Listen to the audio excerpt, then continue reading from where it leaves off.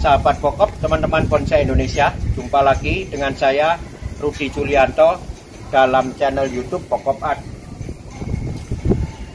Oke, kali ini saya akan memenuhi beberapa request teman-teman sahabat pokok, yaitu tentang langkah-langkah apabila kita memulai berhobi bonsai. Jadi ini sebenarnya saya kepingin sharing aja tentang beberapa pengalaman, tentang rangkuman saya di dalam menggeluti hobi bonsai ini. Ya, terus terang saya sudah bermain bonsai sekitar kurang lebih 33 tahun dan banyak sekali trial and error yang saya lakukan. Ya, ini adalah sharing saya, jadi pengalaman-pengalaman baik saya, kemudian rangkuman-rangkuman yang ingin saya sharingkan kepada teman-teman yang kepingin memulai berhobi bonsai. Oke, mari kita ikuti bersama saya sambil bekerja di pohon ini.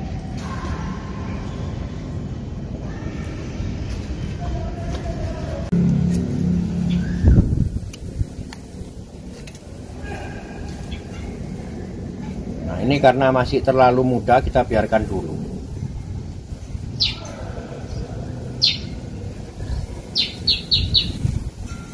Ya, sambil merapikan ini, karena ini pekerjaan masih banyak sekali, saya akan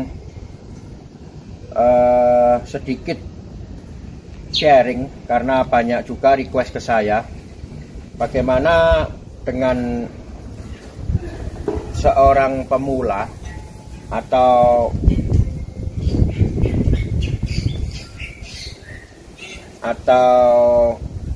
bagaimana kita mengawali hobi bonsai. Ada tips dan triknya nggak untuk bisa sukses nantinya sebagai penghobi bonsai? Nah, di sini yang ingin saya sharingkan adalah pengalaman saya juga. Pengalaman selama kurang lebih 33 tahun saya berhobi bonsai. Tentunya banyak sekali kesalahan-kesalahan langkah ataupun ketidaktahuan, karena ketidaktahuan sehingga banyak sekali waste itu apa ya, barang apa itu, hal-hal yang mubazir, langkah-langkah yang tidak karena ketidakmengertian sehingga langkah-langkah tersebut tidak menghasilkan apa-apa. Nah, ini akan saya sharingkan sedikit pengertian ataupun apa yang terjadi pada dunia bonsai itu. Yang pertama, saya membagi tahapan dulu dalam membuat bonsai, yaitu ada 5 tahapan. Tahapan yang pertama adalah mengadakan bahan. Tentunya setiap tahap kita dituntut mempunyai skill tertentu untuk melakukan. Yang tahap pertama adalah mengadakan bahan. Mengadakan bahan bisa bermacam-macam cara. Yang pertama adalah mencangkok, ya, kemudian stek, kemudian menanam dari biji, ataupun mencari di alam, atau istilahnya kita adalah mendongkel di alam. Nah, dari masing-masing cara ini kita harus mempunyai skill, harus mempunyai kemampuan untuk melakukannya. Kita nggak bisa kemudian tiba-tiba berangkat ke gunung mencari bahan, menemukan bahan yang istilahnya potensial, sangat sulit. Karena apa? Karena kita tidak tahu bahan yang potensial itu yang bagaimana. Mencangkok juga perlu skill, ada ilmu di situ, ada sesuatu yang harus dikondisikan sehingga kita bisa berhasil dalam mencangkok. Stek juga, semai juga, semua ada skillnya.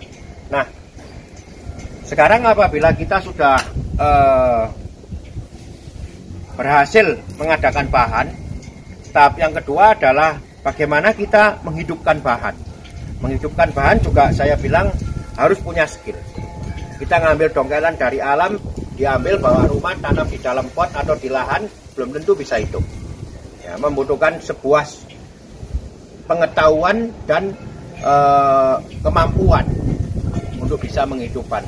Habis dicangkok, keluar akar, kita potong, ditanam di pot juga. Itu adalah upaya menghidupkan bahan.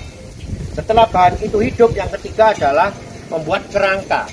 Nah, ini apalagi kita udah melibatkan seni, kita udah melibatkan kemampuan apa namanya yang dituntut sangat tidak mudah untuk membuat kerangka sebuah bonsai. Ya. Setelah kerangka jadi, kita adalah upaya untuk tahapan untuk menjadikan bonsai. Ini juga harus ada kemampuannya.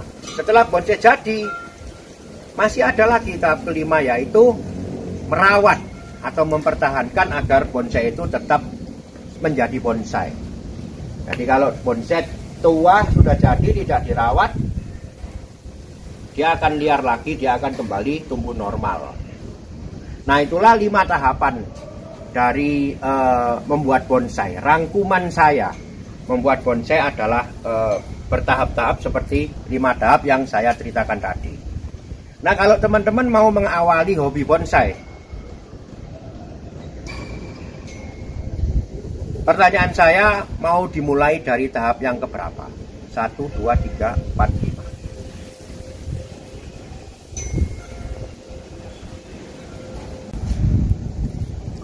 Nah, untuk mengawali berhobi bonsai, kemungkinan banyak di antara kita mengawalinya dari tahap yang pertama, yaitu mengadakan bahan. Nah, di sini sebenarnya kalau kita menyadari pada tahap yang satu ini, kalau kita mengawali dari tahap 1, banyak sekali hal-hal yang tidak kita ketahui. Artinya, apabila kita memulai dari tahap mengadakan bahan, apakah kita tahu bahan yang baik yang bagaimana? Apakah kita tahu cara mencangkok yang benar bagaimana? Cara mendongkel yang benar bagaimana? Dan bahan yang seperti apa yang harus kita dongkel untuk menjadi bonsai yang bagus? Nah, disitulah muncul banyak sekali pertanyaan-pertanyaan yang nantinya bahkan akan mengakibatkan blunder buat kita. Blunder artinya terjadi banyak kesalahan. Nah, demikian juga setelah kita mendapatkan bahan, apakah kita bisa menghidupkan bahan tersebut? Ya, tentunya tanpa pengalaman, tanpa skill, tanpa kemampuan ya tidak bisa dengan semudah itu kita bisa menghidupkan bahan. Apalagi sampai nanti tahap ketiga kemudian harus membuat kerangka bonsai. Semuanya tidak diketahui. Nah, lalu bagaimana langkah kita atau apa langkah kita yang sebaiknya saat kita mengawali berhobi bonsai? Menurut pengalaman saya, dan kalau boleh saya menyarankan, lebih baik kita memulainya atau mengawalinya dari tahap yang kelima, yaitu merawat bonsai yang sudah jadi dulu. Nah, di sini artinya apa? Di sini artinya kita sebaiknya mempunyai bonsai jadi dulu. Artinya tidak harus bonsai jadi itu harganya mahal, tetapi dalam kondisi yang pohon itu jadi, kita nikmati dulu. Kita nikmati sambil merawat. Kita nikmati sambil bagaimana mengetahui bagaimana caranya merawat bonsai yang sudah jadi. Di samping itu, yang paling penting adalah ini, kecintaan kita. Jadi apakah hobi bonsai ini ada bermanfaat buat kita? Apakah kita benar-benar suka terhadap bonsai, apakah kita bisa menikmati bonsai ini. Nah itu dulu, sambil kemudian saya sarankan untuk melihat-lihat. Sekarang sudah banyak di internet, di majalah, di buku, di internet, bahkan di sosial media banyak sekali sharing-sharing bonsai, bahkan yang sudah jadi-jadi. Nah di situ kita pelajari dulu bonsai yang bagus yang bagaimana. Kemudian kita bisa ke pameran untuk melihat bonsai yang juara yang bagaimana. Nah itulah yang saya sarankan, langkah awal yang saya sarankan pada saat kita harus memulai bonsai. Kenapa demikian? Karena dari situ kita bisa mengetahui goal kita apa. Jadi seperti tadi saya ngomong bahwa kita mengawali dari tahap 1, tahap keduanya nggak ngerti. Kemudian tahap 3, tahap 4-nya ya enggak ngerti. Ya, bagaimana bisa kita berhobi dengan mulus? Yang ada nanti malah patah arang di tengah jalan karena ketidaktahuan kita. Karena merasa bonsai itu sangat sulit. Bonsai itu udah hanya orang-orang tertentu saja yang bisa melakukan atau membuat. Sebenarnya tidak. Nah, setelah kita mengawali dari tahap yang kelima tadi, yaitu mengetahui atau mempelajari bonsai yang bagus yang bagaimana. Bahkan kalau mau mendetil silakan dipelajari dulu bonsai yang dari Jepang itu gayanya seperti apa, yang dari Cina seperti apa, yang dari Taiwan apa, yang dari Eropa bagaimana. Semua kita pelajari dulu, kita mengerti dulu apa itu bonsai. Nah dari pengertian-pengertian itu maka kita akan mengetahui goal kita ini mau apa. Sebenarnya kita membuat bonsai ini goalnya apa. Nah itu harus diketahui dulu. Saat kita udah tahu, kita udah cinta sama bonsai, kita udah sanggup berkomitmen merawat dan lain-lain, kemudian nanti pasti mundur. Nanti mesti cari bonsai yang mungkin setengah jadi untuk dijadikan. Nah pada tahap ini kita mempelajari bagaimana menjadikan bonsai. Ya tentunya kalau misalkan diperlukan dan saya sarankan ada bimbingan dari teman-teman yang mungkin sudah berpengalaman. Nah pada saat proses ini kita lewati, nantinya pasti akan mundur lagi. Mundur kemana? Mencari bahan. Mungkin beli bahan yang baru didongkel, berusaha untuk menghidupkan. Lama-lama nanti bawa cangkul, bawa linggis, naik gunung sendiri cari bahan bonsai. Pada saat kita di gunung untuk mencari bahan bonsai, kita sudah tahu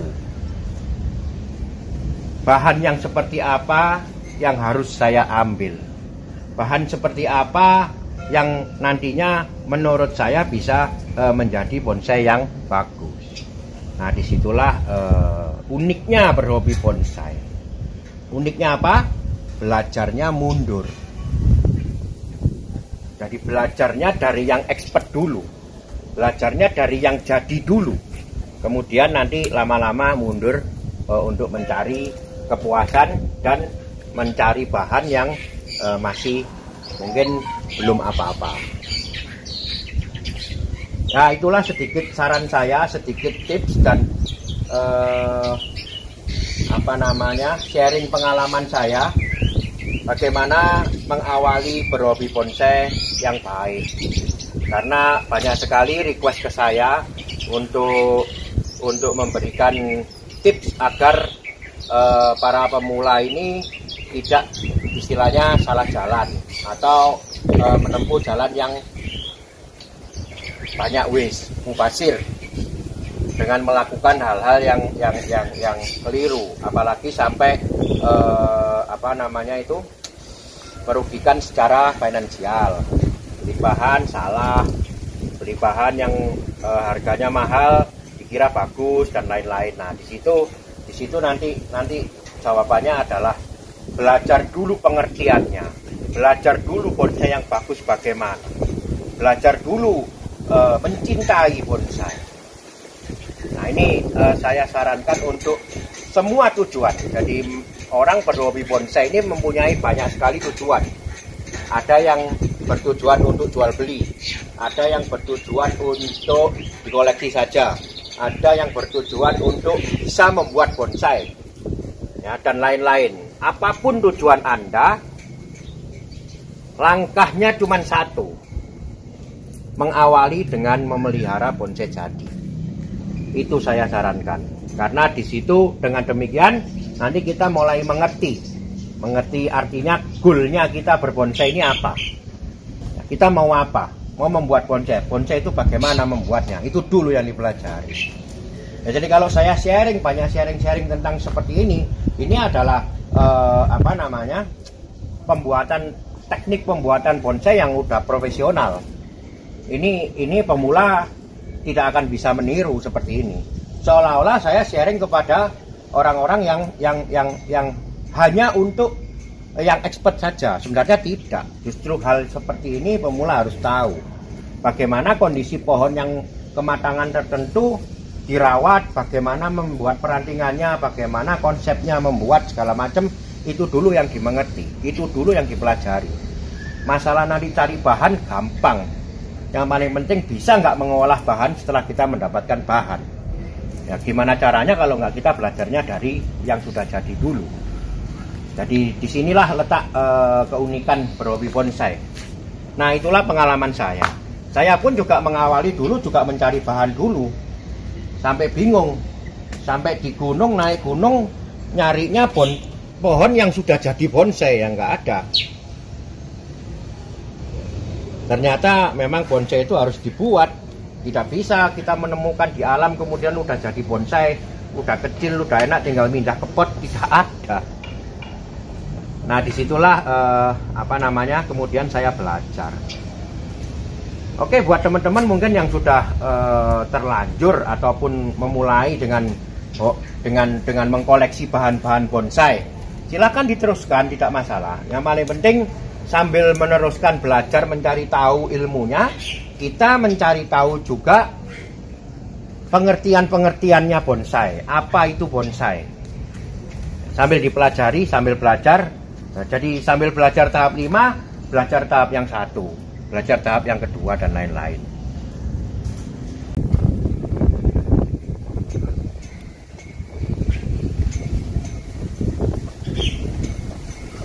Nah, setelah kita memahami tentang apa itu bonsai, kemudian mengerti tentang pengertian bonsai ini harus bagaimana. Hal yang tidak kalah penting adalah yang berkaitan dengan sarana-sarana pendukungnya. Ya, sarana-sarana pendukungnya ini termasuk bagaimana kita bisa memberi makan bonsai kita. Nah, itu semua harus dipelajari dulu.